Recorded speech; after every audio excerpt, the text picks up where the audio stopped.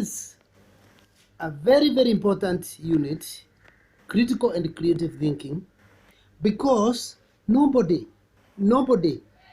can succeed in this world in the 21st century when you are not critical and creative. So critical, we say it is asking hard questions, and hard questions means you are not sparing yourself. You want to know why these things go the way they are going. And as a country, Kenya, if we don't ask hard questions, we will not go far. But again, if we ask hard questions and fail to provide solution or creative reaction to critical questions, we will not go far again. We will not go far again. So we need critical and creative thinking, and these are not the things that you can forego. You need them. We need them, all of us, as a country, as a continent, as a global community. We have to be critical and creative. Now, if you look at the materials there, put it for you, the material that we are using in class, the negative attitudes that blocked creativity now. Of course, we said, after being critical, asking when, how, what, why are these things going the way they are going? Why is the BBI issue dragging the country like this? Why were certain judges not cleared? Are the judges, why is the country appearing as if there are so many centers of power? The judges are ruling, the executive is ruling, the legislature, is ruling, parliament is ruling, judiciary is ruling. Everybody is in charge. Who is in charge? Who is taking care of this country? These are very hard questions. So from there, we get to creativity. And creative thinking is like now getting a solution. But again, when we are trying to be creative, and you know creativity made us have brains. Mercedes came, Benz car came during the time of Adolf Hitler when he challenged Germans to bring up, something. Volkswagen came as they were trying to see whether you can run a car without petrol and save that oil. That's a very creative thing. Can we use sugarcane juice to move the car? People getting creative after being critical, and many great things will happen in this country if we are creative. But again, we said, not just looking at it from a very big, a very nationalistic approach.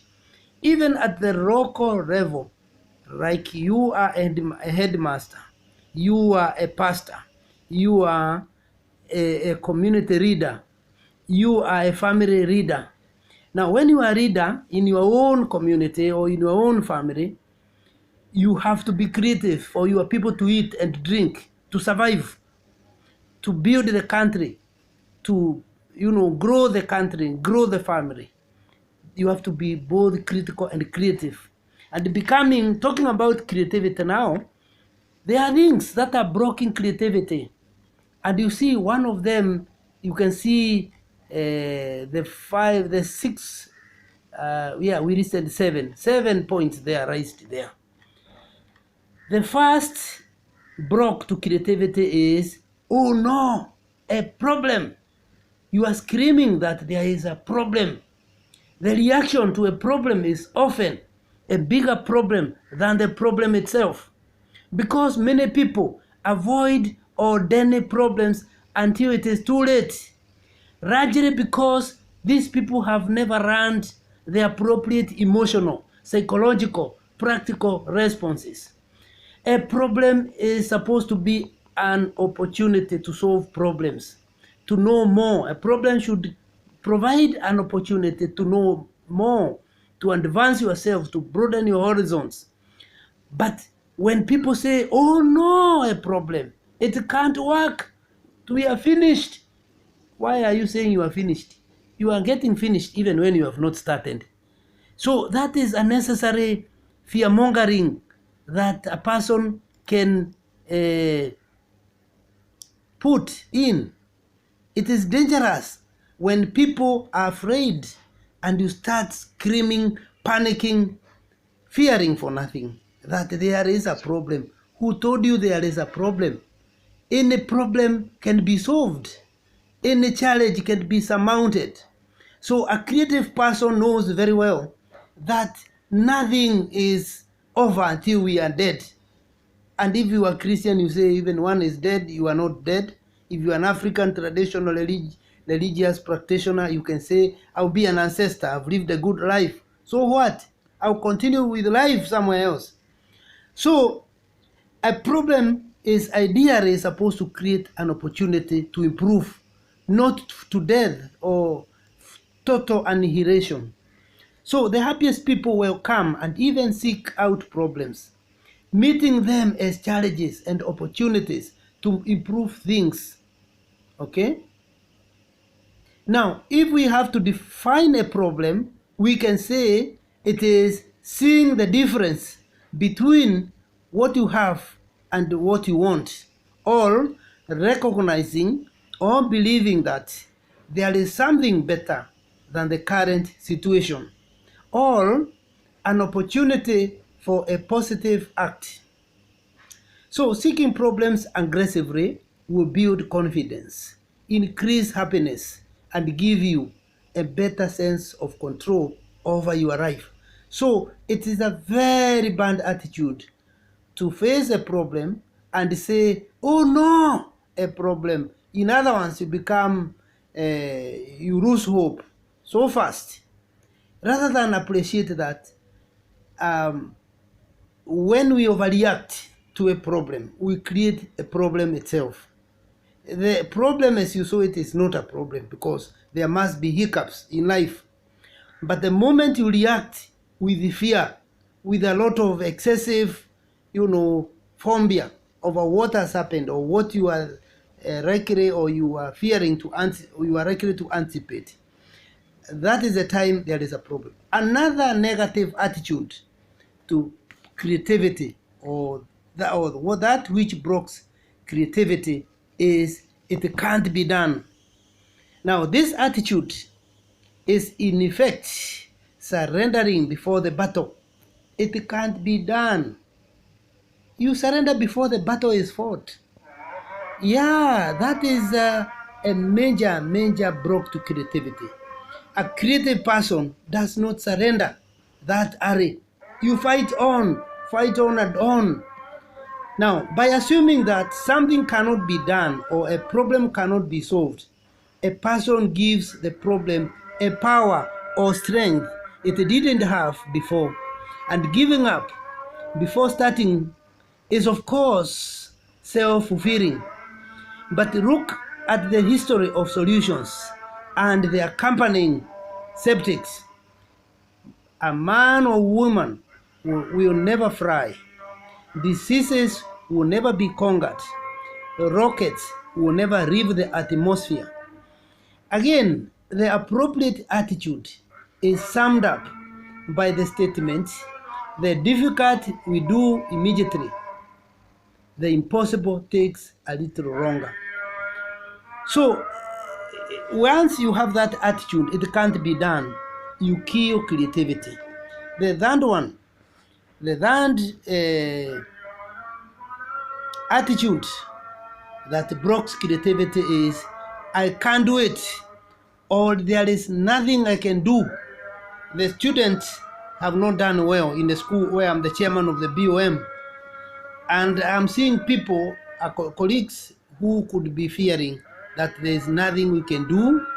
We have students from poor backgrounds, from KCP, they performed poorly, but I know it can be done because I'm a creative thinker. I believe if we start classes at 6 rather than 6:30 for their own studies, we earned 30 minutes. And rather than sending them home at 5:30, we send them home at 6 in the evening. We shall have earned an extra 1 hour of private studies. And the private studies, when a student does things on his or her own will increase the chances of doing better. The weak student will come up. So that is a very bad attitude to say, I can't do it, or there is nothing I can do. Why are you saying there is nothing you can do? You can do something. It is never late. Never is it late. It is never. You can do something. You can do something. In a nutshell, a good mind with a positive attitude and some good problem-solving skills will go far in solving any problem. Interest and commitment to the problem are the keys. Motivation, a willingness to expend the effort, is more important than even the so-called laboratory apparatus. And remember that you can always do something, even if you cannot totally eradicate the problem from the face of the earth. You can always do something to make the situation better. The fourth attitude that blocks creativity is, but I am not creative. You have a very negative attitude that creativity is for Churchill Life. It is for Mr. Bean. It is for Inspector Mwara. It is for the late Papa Shirandura in the Kenya TV, or the Nigerian Afro cinema continues. Every one of us is creative. In our diverse ways, we are creative. We are creative, that's why we are here. That's why we were creative enough to come back to school. Yes, we are creative, that's why we are here. That creativity that we have, the little as it may, can be nurtured into a huge, gigantic tree of creativity that will move us forward to greater heights of human progress. So everyone is creative to some extent, and most people are capable of very high levels of creativity. Just look at young children when they pray and imagine as they are praying around, jumping around. The problem is that this creativity has been suppressed by education. All you need to do, or all we need to do, is let it come back to the surface. Imagine that creativity we had, Mambrika, number 28. That's how we were praying around. That was creativity. Where did it go? If we had it and we could jump with that rope, as children, that was creativity. Where did it go? Did it die when you became an adult or went to school? Creativity can come in terms of business avenues. It can come through ministerial church work. It can be through opening new churches, new schools, starting new or revising curriculum. That is creativity also. You can nurture it further by recalling the memories of childhood. Why was I very creative when I was young? Now I'm old, I'm less creative, I'm suffering, I'm having problems, social, financial, whatever. Because my creativity went down, and creativity is everything. It is like discipline to a student. When a student has no discipline to sit for 4 hours, 5 hours, read, that is dangerous, because you can't do very well till you have discipline to sit down and read and write. Yes, that is discipline. To discipline yourself, you will soon discover that you are surprisingly a very, very creative individualist.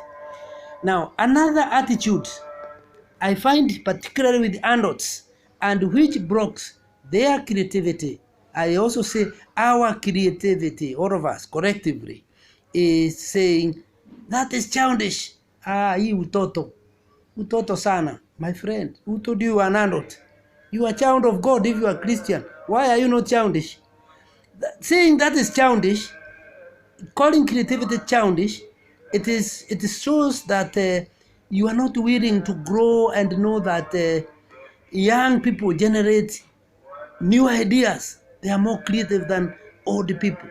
And so when you can turn that which you are thinking is childish into opportunity of greatness, of growing, further, growing forward, moving forward. So when in our effort to appear always mature and sophisticated, we often ridicule the creative, playful attitudes that marked our younger years. But if you solve a problem that saves your marriage, or get you promoted, or keep your friend from suicide, do you care whether other people describe your route to the solution as childish? Think of it. If it can bring food on the table, if it can save your marriage, if it can save somebody somewhere from, suicide, killing himself, if it can save somebody from getting demoted or sacked, that you are calling childish could be the mature one. It could be the wisest thing to do. Besides, isn't prayer a lot of fun? When you are praying around, jumping around, there's a lot of fun. Remember that sometimes people laugh when something is actually funny, but often they laugh when they lack the imagination to understand the situation. The sixth point, I said there are 7, that blocks creativity is what will people think. That is another major problem we have, particularly in Africa, where the philosophy of communality and community, for that matter, our Ubuntu philosophy, we say a person is a person because of other people. Wazuru anasema umuntu gumuntu babado, something of the sort. I'm forgetting some words. Umuntu gubuntu babado. Or mundu ni mundu, nundu wandu. If you are Kamba, you can say mundu ni mundu, nundu wandu, nundu wandu. A person is a person. That is communality. It is embedded in our African philosophy of utu, humaneness, rather than uburuane or unyama or beastly behavior against one another. Now, because you want to care, community itasema nini? What will the society say? Yeah, that's back to sociology. That aspect of caring too much what people are going to say, to talk about you, can also be an impediment, a block to creativity and human progress. So we must strike a wonderful, wonderful balance, because there is strong social pressure to conform and to be ordinary and not to be creative. So you want to look a gentleman because you are not doing quite a number of creative things, but then ask yourself, what does that gentlemanness, that ladiness, that lady, the ladies and gentlemen, my friend, because they are sober there, right there. But you can think of those who have made it to parliament in our country through creativity, not because of money, through well-organized oratorical prowess. Think of those who are musicians. President Yoweri Museveni of Uganda was shaken to the core by a musician, Bobi Wine. The man is nothing but a musician. Think of the footballer who is ruling the country of Liberia. That's creativity to be a good footballer. You can think of it. The man wins people because of his football prowess. They must score goals in their country of Liberia. She almost beat this economist who had worked with the World Bank, Madam Erin Johnson. She was almost beaten at one time by this footballer. So when people say, what will people think? Let us be very careful with what will people think. So what? Wafanya nini? Washakufanyia nini? Nini washakupatia? Ni nini hiyo anakuletea, hiyo unaangalia sana. Why can't you also ask yourself, what do I think? What will I think after doing what I'm doing? What am I likely to achieve with this creativity? Yes. So you weigh so many things, many things like, are you hurting people? Now allow me to say that almost every famous contributor to the betterment of civilization was ridiculed and sometimes even jailed. Think about Galileo Galilei, my friend, and look what happened to Jesus' quotation. Progress is made only by those who are strong enough to endure being laughed at. So you can be laughed at, but those who be laughing at you, who are laughing at you today, could be praising you, composing songs to talk about how great you are. I know of a man by name Mainge. One man used to be called Mainge Wagioko. Joyce has helped me to edit that article I wrote about Mainge Wagioko, and it has passed without corrections. So Joyce, thank you very much. After editing the things you added on Mzee Kerigia, the way Jega did, but of course I'm talking about Mainge Wagioko first, before he became Jega. Now, in that article, I'm talking about a man who was very creative. He became a Mudhamaki. A Mudhamaki is not translated as king. There's no clear translation for it to English. But Mudhamaki, these are the ontologically erected leader. Through their beingness, through their activities, ontological activities, because these are people who could swim River Sagana and save people drowning using creativity, yet they were not trained swimmers. They would risk River Rwamudhambe bursting and people getting swept when it is rainy. Rondo River, those rivers used to be too big those days. And there was also another one, Kombo Amunyere in Mavuri and Bere. He was doing the same. Tana River. He could get people who were getting, drowned, and people made him a Mudhamaki of Bere people, particularly the Bere South. Now, coming back to Mainge Wagioko, he was also such a very creative man, a tall man, almost 7 feet tall. And this guy did not misuse his height.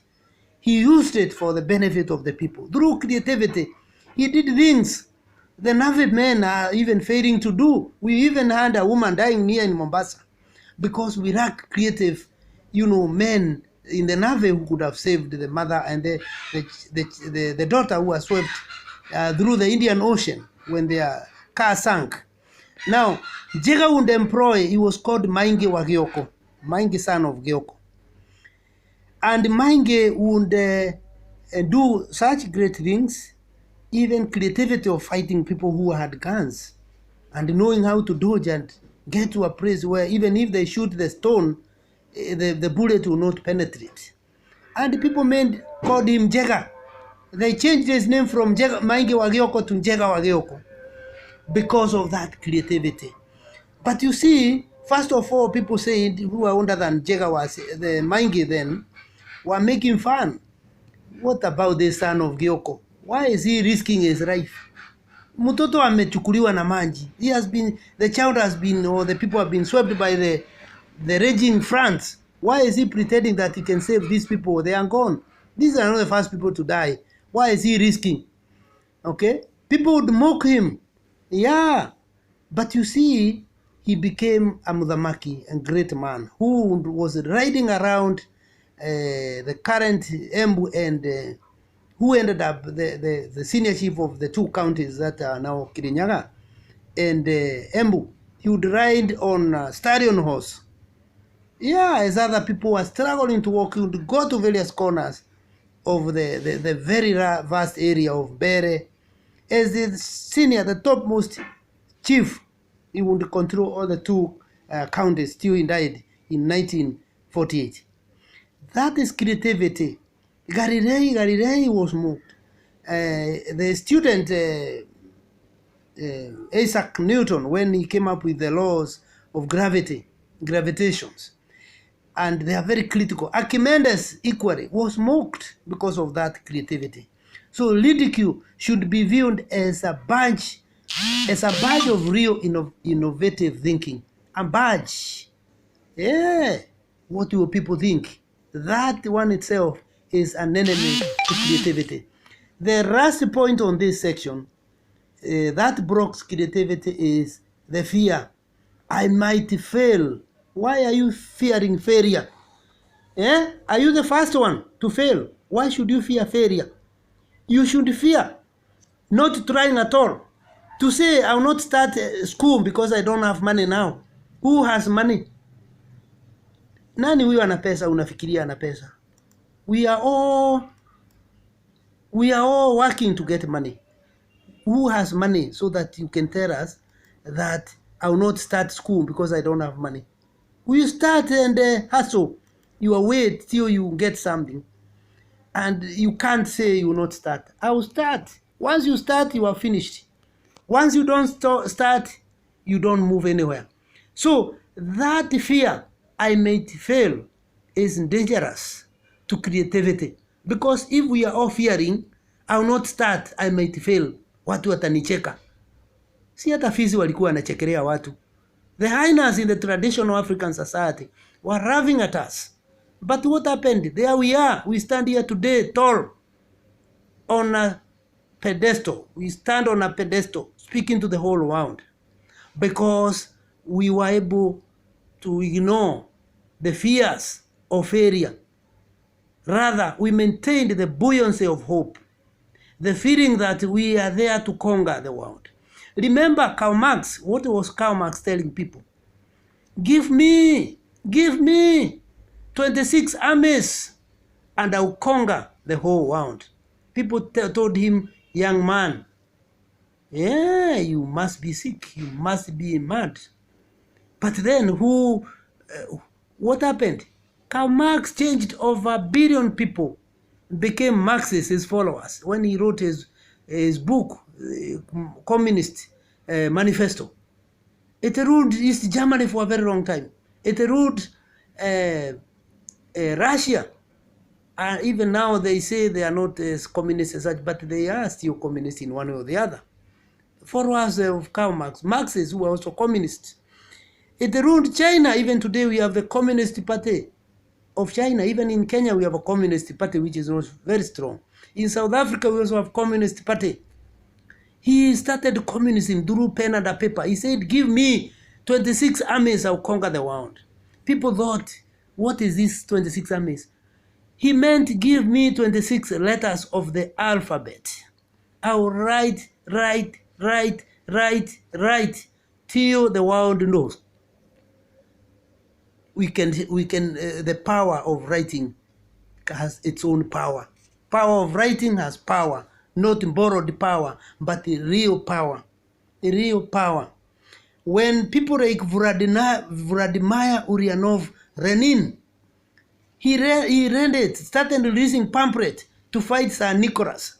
And you remember in 1917, he ran the powerful revolution that swept the Mensheviks, or the minority rulers, led by Tsar Nicholas. And they were swept by the Bolsheviks. The majority in Russia, they are called Bolsheviks. And they took power. And of course, I critique them or have a problem with the communists and the Marxists because of the failure to see the dictatorship of the majority or the proletariats.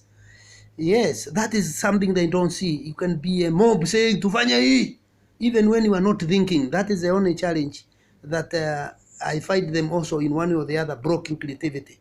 When the communal interest overrides the individual interest, or assuming the minority don't exist. That is something we must look at. Even in these democratic practices, we must watch out that the minority are not cut off. And you remember Julius Nyerere in Tanzania, when people voted for multi-party in Tanzania in 1995, President Mwinyi told them, don't put multi-party democracy in Tanzania because you are over 100 tribes. Every tribe will have its own party. That is what President Ali Hassan Mwinyi was telling Tanzania with a lot of patriotism. Not that he was an enemy of Tanzania, but that is what he thought. Because President Nyerere was there, returned president, and was very influential, unlike the Kenyan president, who sometimes are not influential after retirement. It's like Kenya ni wakora sana. Mtu akistaafu hana haja tena, my friend. Mtu ukimuoa hana haja tena. No, if you are important, whether whatever, as you are in the past. So now, Nyerere told Tanzanians, if 20% have voted yes to multi-party, and 80% in Tanzania have said no to more parties, multi-party democracy, give multi-party democracy to the 20%. That's the reason. Because these are minority. When do you take 20% who are dissatisfied? So give it. That is the reason enough to give multi-party democracy to Tanzania. And that is how Tanzania became a multi-party democracy as opposed to single-party democracy. So what am I trying to say? We must be very careful with the dictatorship of the majority. They may assume, Nyerere said, no, don't threaten the minority and assume they are not there. Don't demolish them completely and threaten them like farms, okay? No, give them a chance. So what I'm saying, I said so many ones which were not necessary anyway. The fear of I may fail is dangerous for creative thinking. A creative thinker thinks, very true, you think first. Because it is thinking, and life is critical thinking or creative thinking. So if you reach the level of a creative thinker, you think. Of course, you started by being a critical thinker, asking yourself very hard questions that will aid your creative thinking. So you don't start as a creative thinker, but as a critical thinker. You know, don't favor yourself, don't flatter yourself. Know your weakness and your strength. So when you are at the level of a creative thinker, the fear of I may fail, we are telling you today, it doesn't work. It is what has failed the so-called Africa, the third world, because we fear to try experiments. Yeah, somebody will tell you the railway to Kisumu cannot reach there. They will never get it. When Uhuru goes, when Chinese goes, we don't have SGR, it will die our railway. That is to fear that Africans can't manage themselves. Who was managing them before 19th century with the coming of colonialism? Surely, we are black Africans. We were there. Our parents were there. So I don't know what somebody is telling us. Yes, somebody is taking us for a ride, telling us we may fail. Who tells him that we will fail? Why should we fail?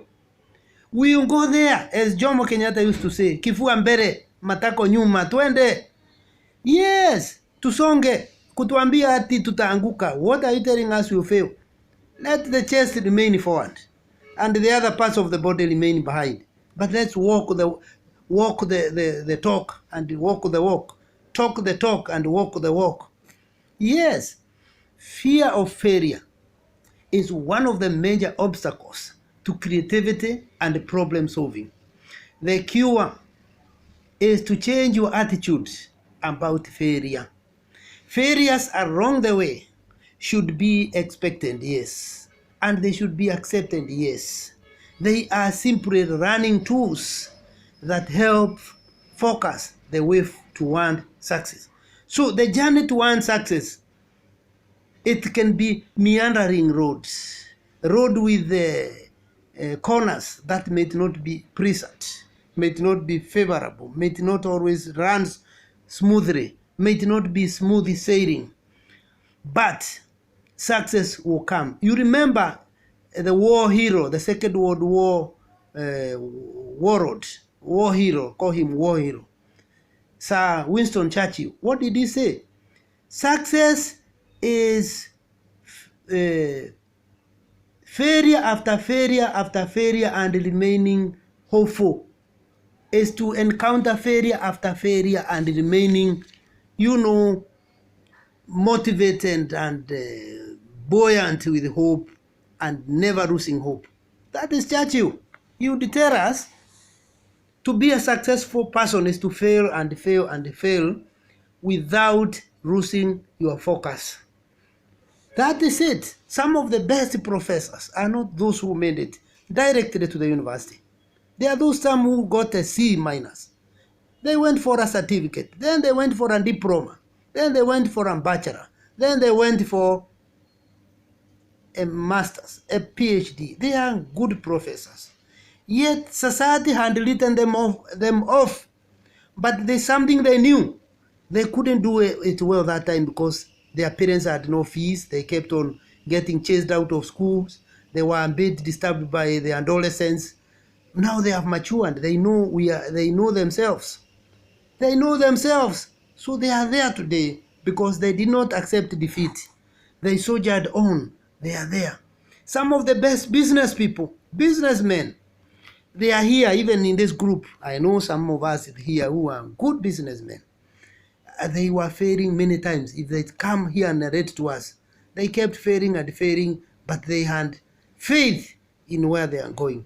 Fidel Castro said, if I were to start the revolution to bring down Batista regime, as I did, in 3 years protracted war against Batista regime in Cuba, 1956 to 1959, fighting a benevolent dictator, I will not need 1,000 people. I will just need 12 people. People with faith. People who don't fear failure. People who don't fear what people will say. Hao vijana wanajaribu kupigana na hii serikali dhalimu. Wataiweza kweli? Kwani imejiweka hapo? Imewekwa na inaweza tolewa. Not only is there nothing wrong with failing. Failing is nothing wrong. There's nothing wrong with failure. But failing is a sign of action and struggle and attempt. Much better than inaction. It is good to be a soldier dying in the battlefield rather than a coward who stays at home crying, my mother, my mother. Sasa unalilia mama yako. Yeah, what are you saying? Better a failure who is there in the battlefield, fighting there, dying there as a good soldier, working creatively to liberate the nation, to bring the dignity of your people, rather than somebody seated there expecting you whatever comes, trying to play safe. Okay. Now, so then go with the flow. Then go with the flow types. You know those people who are called? Then go with the flow, or the bandwagon types. Then go with the flow types. May never fail, but they are essentially useless to humanity. Pure kabisa. Hawa watu hawana msimamo. They are neither cold, neither hot. When you attack, you are their friend, they attack you also. Whether you are giving them good ideas, they don't care that time because they want to be safe. Those are the most useless people you get. And Mandela says, people who change position without a clear stand on where they are going, they can't make readers, because a reader needs to be firm on what he believes, whether he loses or wins through unscrupulous methods. If you are rigged out, but you are on the right side of history, that is not a problem. So such people, we call them the go with the flow types, or the bandwagon types, cannot, they don't fail, appear to fail. They are there with the successful people. Wakishinda, they are there celebrating with whoever wins. Nor can they ever enjoy the feeling of accomplishment that comes after a long struggle. I stop there and now here are some questions.